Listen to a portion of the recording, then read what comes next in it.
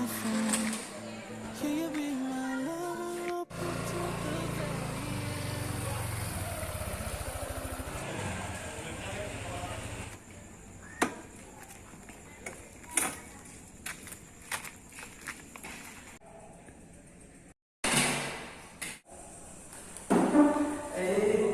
Waalaikumsalam. Duduk.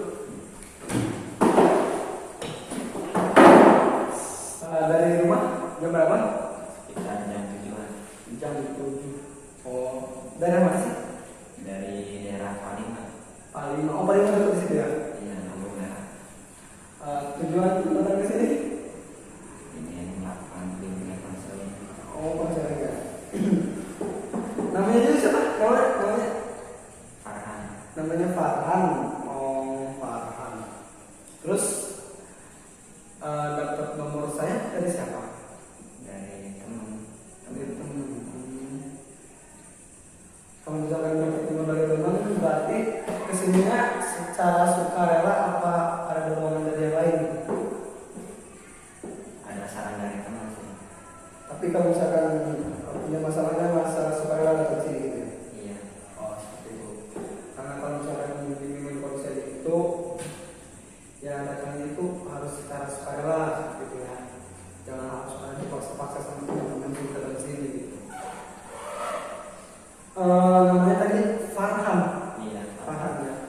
Farhan sebelumnya pernah ikut bimbingan konseling individual kayak gini?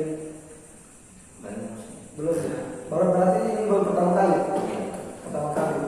Berarti belum tahu ya apa namanya pengertian dari bimbingan konseling, apa itu bimbingan konseling? Kurang tahu ya. Jadi saya sebelum lanjutin, nah kita memecahkan masalah dulu yang selanjutnya. Saya di sini jelasin dulu apa itu bimbingan konseling, apa tujuannya, dan di dalam bimbingan konseling itu ada apa aja. Ya. Kalau bimbingan konseling individual ya, kalau misalkan cuma 2 orang konseling individual. Kalau misalkan ya banyak kan dalam gitu ya. Kita di sini bimbingan individual cuma 2 orang. Kalau secara pengertiannya bimbingan konseling individual itu adalah proses pemberian bantuan dari seorang konselor ya. Saya disebutnya di sini konselor kepada konseli. Sedangkan tujuannya itu ya untuk memecahkan masalah dan mencari solusi. Tapi saya di sini juga belum ya masih belum sempurna gitu. Di sini kita ngebahas masalahnya, siapa tahu dengan Bapak curhat ya, atau curhat ke saya, nanti ya bisa saya juga sedikit-sedikit bisa kasih saran gitu. Sedangkan di dalam bimbingan konseling juga ada asas-asasnya ya.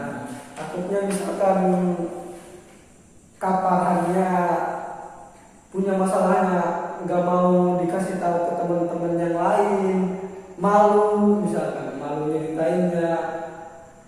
Ya makanya datang ke sini juga kan karena malu apa enggak teman-teman yang lain kalau misalkan cerita? Malu ya. Makanya di sini di bimbingan konseling itu ada asasnya. Di antaranya itu ada asas kerahasiaan. Asas kerahasiaan, jadi misalkan kapan ini cerita ke saya juga nggak bakalan ngasih tahu ke yang lain, nggak bakalan ngebocorin rahasia masalah kaparan ini ya. Seperti itu. Itu ada disebutnya dengan asas kerahasiaan. Ini hanya yang tahu kita berdua. Kemudian harus ada juga asas keterbukaan. Asas keterbukaan itu jadi harus secara terang-terangan kasih tahu masalahnya kepada saya, masalahnya apa, seperti apa ya secara rinci, biar saya juga mengerti masalahnya di mana. Kalau misalkan saya bisa nyaranin keterbukaan. Terus yang terakhir juga nanti ya asal yang terakhir itu diberikan lagi kepada konselingnya, mau misalkan mengambil saran saya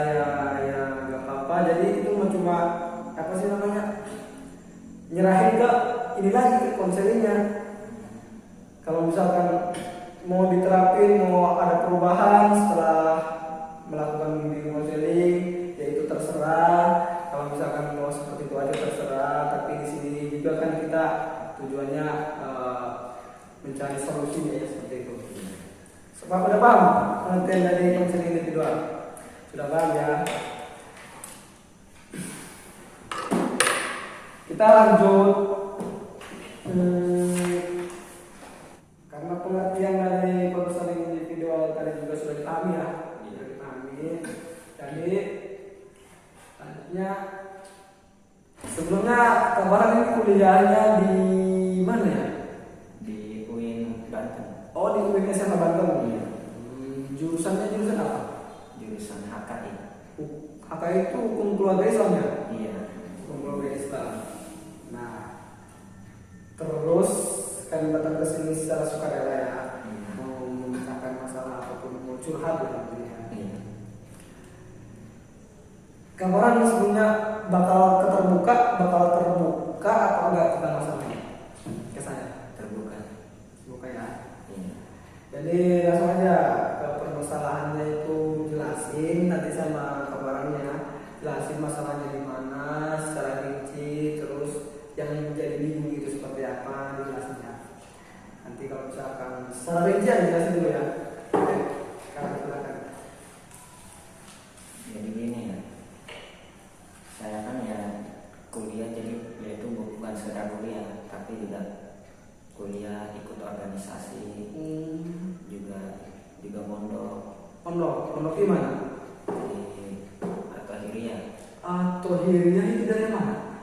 di daerah dekat sama Departemen Agama, daerah Brimob. Bingung, Kaloran ya? Iya. Kaloran. Terus? Jadi kan otomatis saya juga harus fokus untuk semua ini. Tapi yang jadi permasalahannya, ada seseorang gitu, seorang wanita. Seorang wanita. Oh, ini permasalahan cinta ya? Iya. Oh, cinta. Umur berapa emang? Baru 18. 16 apa 20? 18. Oh, 18. Semester 4 ya? Orang aja lanjut ini. Jadi sebelum saya kenal dengan wanita ini, saya masih bisa lah gitu nyimbangin antara ketiganya itu. Tiga itu.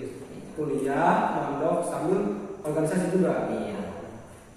Kalau mau tahu organisasinya apa? Organisasi Yang internal atau yang eksternal? internal. Internal. Oh, seperti itu. Kemudian terus lanjut. Jadi ketika saya kenal dengan wanita itu, saya menjadi fokus saya menjadi kurang gitu ketiganya ini. Jadi antara pondok, kuliah sama organisasi. Jadi yang tadi sebelum mengenal dia, kemudian tiba-tiba di pertengahan kali itu pertama mengenalnya itu di semester berapa? Di semester awal sih. Semester berapa? Iya, semester 1. Ceweknya itu ketemunya dari organisasi, teman kelas atau yang di pondok? Temen pondok. Teman pondok. Iya. Sama-sama teman pondok. Seperti itu. Terus yang jadi permasalahannya tadi seperti apa? Jadi semenjak saya kenal dengan cewek itu, kemudian menjadi dekat. Dekat ya. Jadi ketika sudah dekat itu saya menjadi semua kewajiban saya menjadi agak tergerak gitu, terabaikan. Karena saya hanya fokus kepada dia. Oh, lupa sama tujuan awal gitu ya? Iya.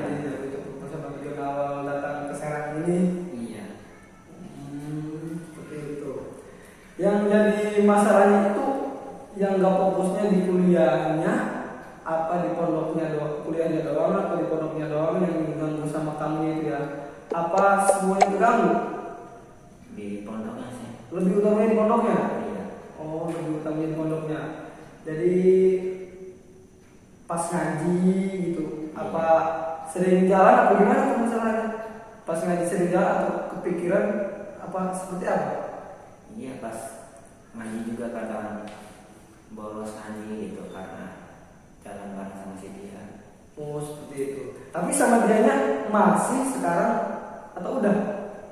Sebenarnya emang udah sih. Udah. Iya. Terus yang jadi permasalahannya kan itu udah lewat nih. Cewek tersebut udah ninggalin kamu apa ditinggalin? Sebenarnya masalah saya juga sih. Salah kamu juga. Jadi ketika itu saya tuh menyakiti hatinya dengan kata-kata saya. Ini kata-kata saya itu menghancurkan hatinya. Jadi intinya kamu yang membuat dia sakit hati gitu. Iya. Membuat dia sakit hati. Kita jelasinnya secara rinci aja. Secara rinci aja. Kamu yang membuat dia sakit hati. Nah, terus setelah kamu udah kan sekarang maksudnya udah kan. Yang kamu kan kalau misalkan dipikir-pikir secara itu ya, kalau misalkan udah lama ya mungkin kamu bisa fokus lagi ya, kamu bisa mungkin kamu nanti kalau misalkan udahan bisa fokus lagi, itu bisa fokus lagi apa masih kepikiran aja? Masih kepikiran ya. Masih kepikiran? Iya. Merasa bersalah gitu. Kamu yang masalah itu kamu nyakitinnya gara-gara gimana sih? Jadi dia kan mungkin karena pikiran buruk saya gitu ya. Jadi seolah-olah saya itu tidak dianggap oleh dia. Seolah-olah kamu tidak dianggap oleh dia. Iya. Tidak dianggapnya ya. Contoh misal seperti apa?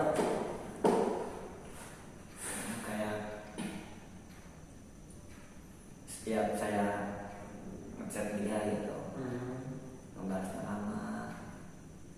Saya kadang nungguin sampai tiduran, nungguin balasan dari dia. Seperti itu.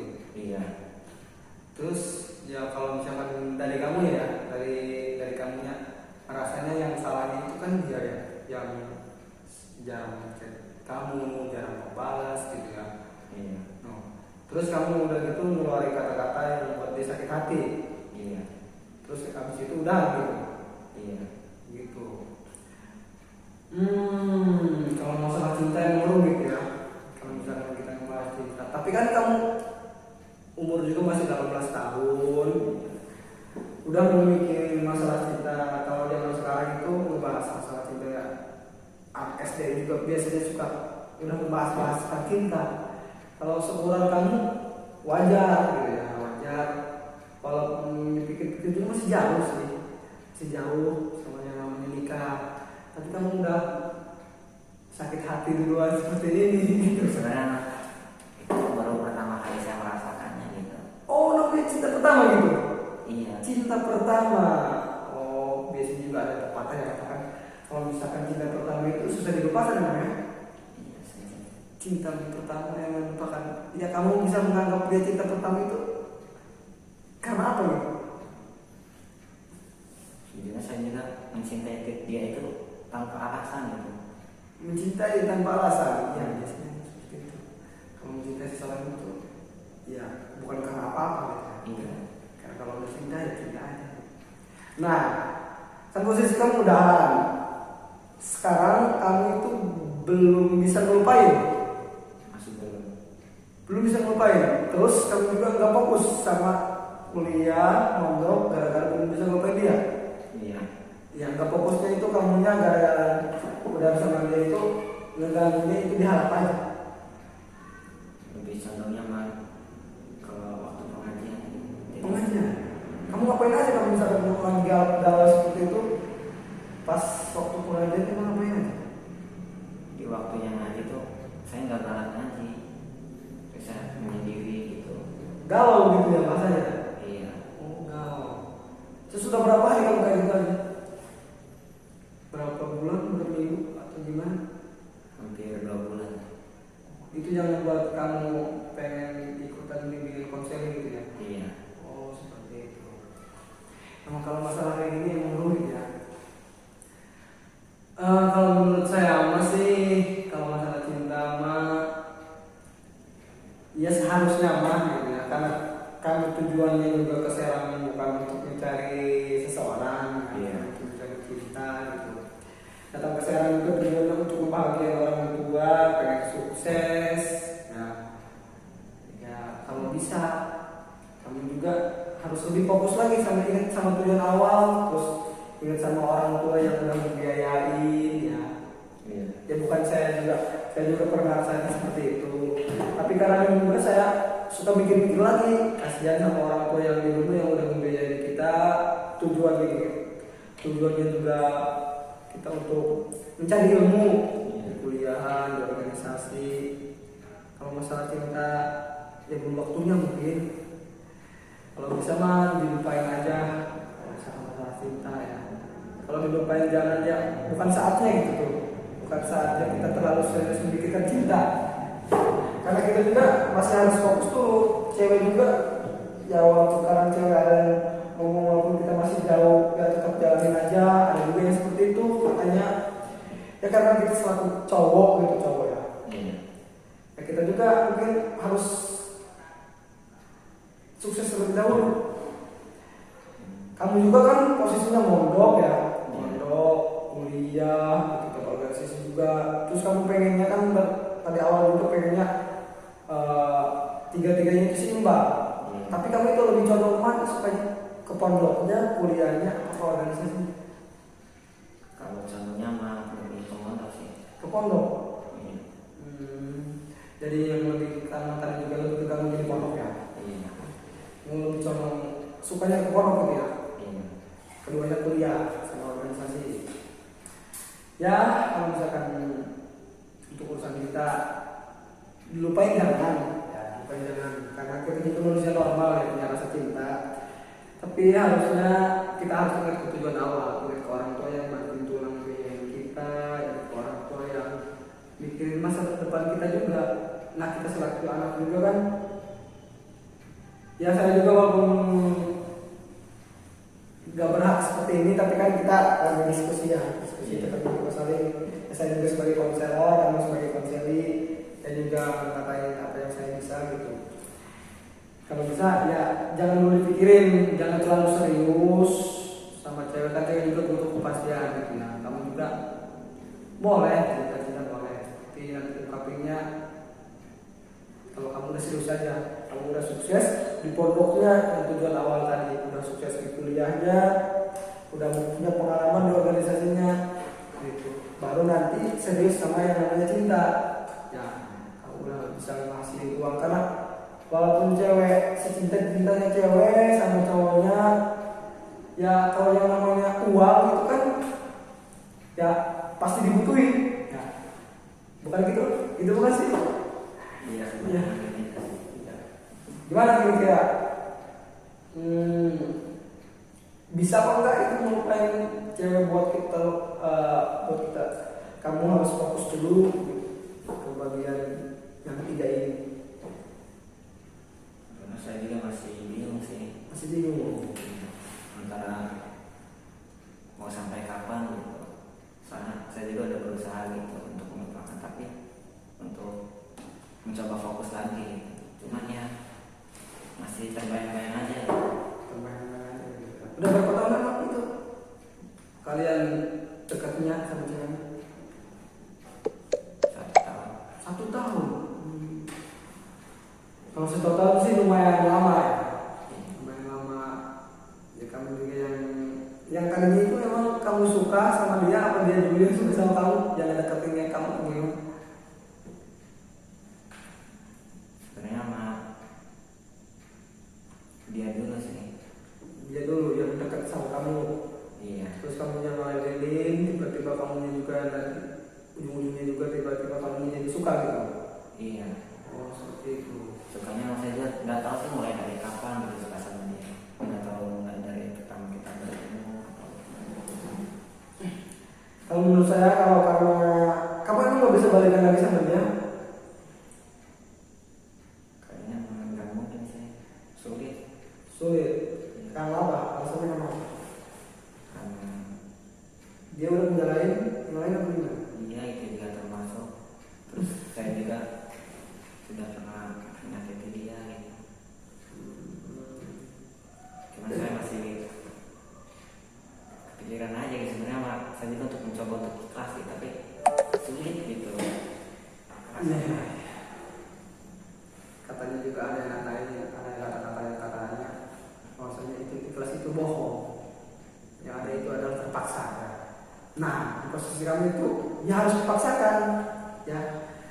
paksakan, lihat dia juga udah punya yang lain, tapi kamu juga harus punya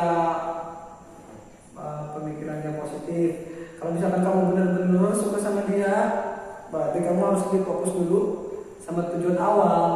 Tujuan awal, toh dia juga belum masih janin kuringnya belum melengkung ya. Dia juga belum dinikahin, masih mempunyai masih milik umum.